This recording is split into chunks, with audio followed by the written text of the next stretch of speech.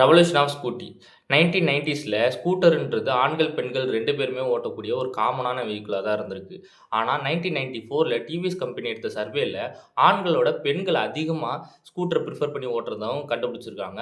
இதனால அவங்க என்ன பண்றாங்கன்னா, நம்ம வந்து ஸ்கூட்டர வந்து டிசைன் பண்ணி பெண்களுக்கான வண்டியா நம்ம ஏன் லான்ச் பண்ணக்கூடாது அப்படின்னு. ஆனா இதில ஒரு பிரச்சனையும் இருக்குது.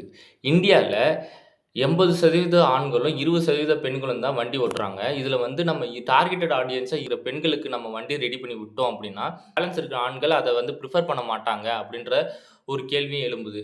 அப்படி இருந்தாலும் பரவால்ல அப்படின்னு சொல்லிட்டு ஸ்கூட்டரோட ஸ்ட்ரக்சர்ஸ் எல்லாம் சேஞ்ச் பண்ணி, பெண்களுக்கு ஏத்த மாரி செல்ஃப் ஸ்டார்ட், ஃபுட் ட்ராக் இதெல்லாம் ஆட் பண்ணி டிவிஎஸ் கம்பெனியும் 1996ல இந்த வண்டிய லான்ச் பண்றாங்க. இந்த வண்டிய லான்ச் பண்ணதுக்கப்புறம் ரொம்பவுமே பெண்களுக்கிடையே இது ரொம்ப வரவேற்ப பெறுது.